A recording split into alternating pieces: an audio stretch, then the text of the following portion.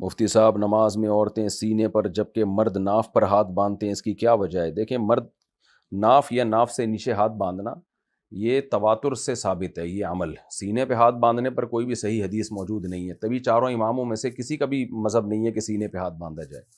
یہاں تک کہ آپ سعودی عرب میں بھی دیکھتے ہیں جو حنبلی علماء ہیں حرمین کے، وہ بھی سینے پہ ہاتھ نہیں باندھتے۔ تو یہ آثار ہیں صحابہ تابعین سے، یہ تواتر سے چلے آ رہے ہیں کہ ناف پہ یا ناف کے نیچے، تو یا ناف سے تھوڑا سا اوپر۔ تو یہاں ہمارے علم میں کوئی اس کی دلیل نہیں ہے۔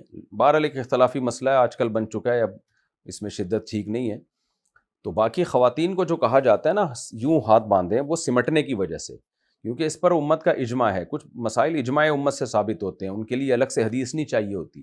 جیسے رکوع میں جا کے جب آپ کھڑے ہوتے ہیں تو ہاتھ چھوڑ دیتے ہیں، تو حالانکہ کسی نہ حدیث میں ہاتھ باندھنے کا ذکر ہے نہ ہاتھ چھوڑنے کا ذکر ہے، لیکن پوری امت ہاتھ چھوڑ کے ہمیشہ سے اسی طرح پڑھتی آئی ہے۔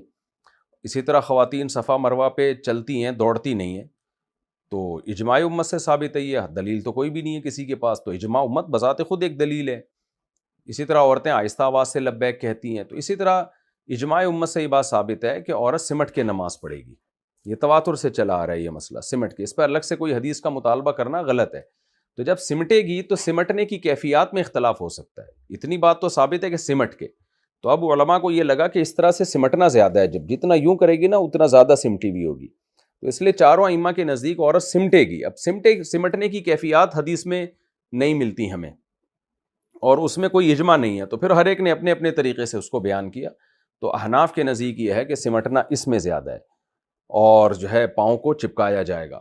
تو شوافے کے نزدیک بھی ہے، اب ان کے نزدیک بھی ہے کہ جو ہے وہ ایسے ہاتھ کو قریب کر کے باندھے گی۔ تو اصل جو چیز جس کو فوکس کیا ہے وہ ہے سمٹنا۔ تو اب سمٹنے کی کیفیات وہ جو ہے جو حضرات فقہا نے اجتہاد کیا ہے وہ اجتہاد کے مطابق ہے۔ اگر کوئی کہتا ہے نہیں یہ اجتہاد ٹھیک نہیں ہے، تو پھر آپ بتا دیں آپ کے پاس کون سی حدیث ہے کہ جی کس طرح سے سمٹے گی وہ۔ تو اجتہاد وہیں کیا جاتا ہے جہاں حدیث نہیں ہوتی، تو جب تک اس کے خلاف کوئی حدیث نہیں ہوگی تو اجتہاد ہی کیا جائے گا۔